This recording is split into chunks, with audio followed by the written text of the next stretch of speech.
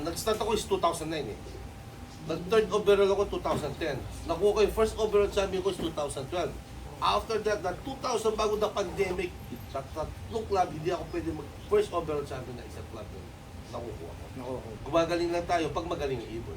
Siya si Idol Madla, nakakahanga, may mga hawak, gandang linyada. Ika'y inspirasyon kung bakit hanggang ngayon ako'y palaging kumakarera.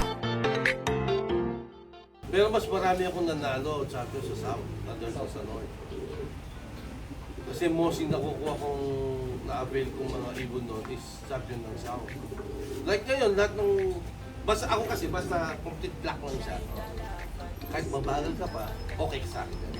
Ngayon, kahit butas-butas, ayoko yun. Ayun, ang kailangan consistent. Yung finisher ka, to the last lap, okay yun. Okay. Okay yun. Kasi like sa amin, Pampanga, no? Like, Balogan, nag-clock. Tacloban, nalit lang siya, 1 hour or 2 hours. Okay yun. Kasi yun naman kasi, pwede mong dugtungan pa yun eh. So, sa experience ko rin naman, yung mga ginawa kong ganyan, nadudugtungan ko, yung mga anak napapanalo na. Sir, sumasali rin ba kayo sa mga one of place? Mga ganun? Last kong sumali, Alegre, gustibo ko, patay daw lahat eh. Namatay. Tatlo lang naman yung, ay 4 yung sinali ko. Namatay lahat. First time niyo, sir? First time ko yun, no? Pero Even sir, sa Ulpa, ano ako ng Ulpa. Namatay din, yung 4. Hindi ako hinata eh. Kasi, boss, napakahirap manalo kasi sa club race. Pero yun ang kinakana mo ng kinakana rito. Buti hindi ka napoprotesta. 300 champion? Hindi sir, those were the days. Kasi alam mo naman ang karera, di ba? Ang record ng pag-iibon is nag-iba-iba. During those time na 2000, nag-start ako is 2009 eh. Nag-third overall ako 2010. Nakuha ko yung first overall champion ko is 2012. After that, 2000 bago na pandemic, sa tatlong club, hindi ako pwede mag-first overall champion na isang club. Nakukuha ko. Swerte lang siya. At magaling. Hindi. Magaling sir, ibon siguro na kukuha natin. Gumagaling lang tayo pag magaling yung ibon. Good luck. So since na-start mo yung nakuha mo yung first overall champion mo, boss, yung mga time na yun, marami ka na rin bang breeders na na-avail or talagang meron kang mga foundation bird? Dati kasi sa Manila ako nag-work eh. So every time na mahilig ako mag-dog visit, bumibili talaga ako mga champion na yun. Sa mga kilala? Kilala. Kahit hindi kilala, pagka may nakausap ako, may ibon sila, binibili ko. Ganon. Basta ako ang focus ko noon is winner na ibon lang. Na kinukuha ko. Ayoko ng anak niya o kapatid niya. No. Yung mismong Yung mismong winner ang gusto ko. During those days. Ano naman yung reason nyo, sir? Bakit gusto nyo yun talagang inilaban kesa dun sa mga magulang na Basta subok na kasi. subok na kasi nilaban sa karera? Nilaban sa karera. Tapos alam mo na yung magiging anak niya rin. Kung meron mang sasabihin natin hindi ganun kagaling yung anak niya, bit of president of ano lang talaga. Kumbaga sir, mas malapit ka sa katotohanan. Katotohanan. Mas malapit sa katotohanan. Physically fit kasi itong... No, but alam ko lang perfect kasi sir eh. Kaya lang sa tingin ko, sa 10, merong 8 to ano dyan, 7 to 8% na ibon na titira dyan eh. May mauulong pero hindi lahat. Ito sir, paano kayo tumitingin ng reject na ibon? Kunyari, yung isa-select niyo pang karera niyo. Paano yung selection niyo, sir?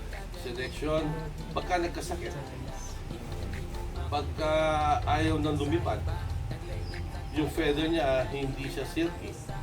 Parang nakikita mo parang dry na, parang naglulugon, yung batik yung pagkatubo ng balayibo niya. Yun na yung... Reject niya? Reject na, hindi na yan sa akin.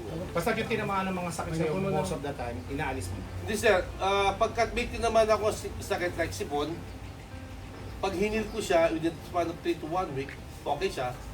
Pero the moment na bumalik siya, wala na. Okay na yun. Kasi mahina na respiratory nun eh. Basta hindi na Hindi ko na siya i-heal, tapos hindi ko na siya gagamitin breeder.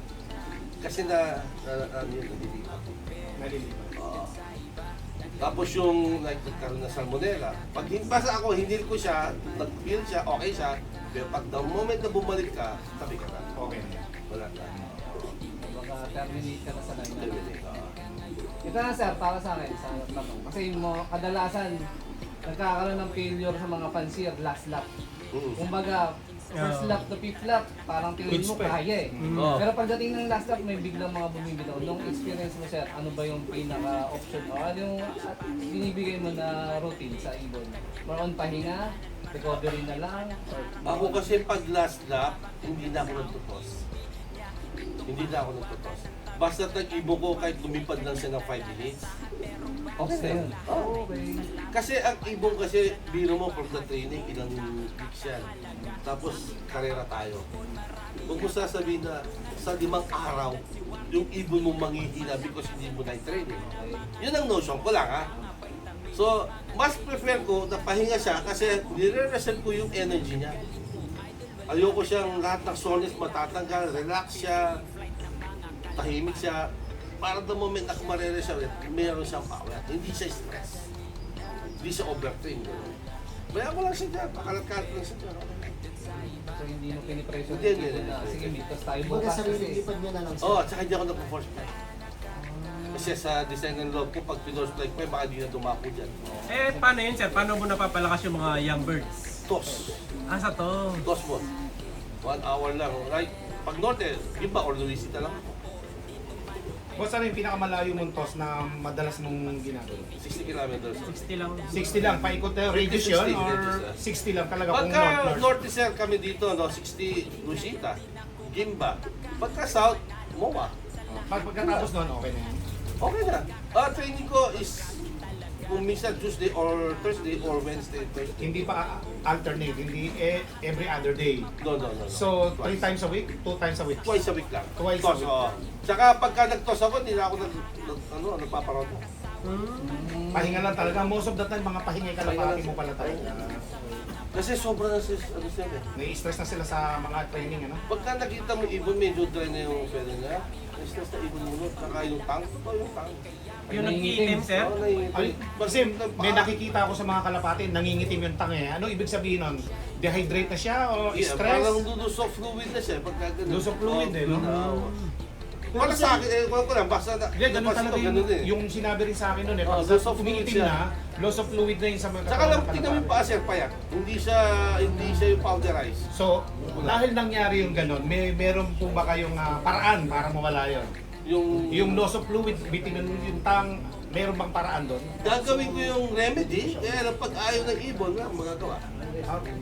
Sir, That's the reality. Pero may chance pang maibalik sa dati. Sa experience ko, sir, wala na. Wala na. Basta umitim yung tang na ganun, wala. Very, ano lang, bit lang yung percentage of winning mo. Siguro 1% only to 2%.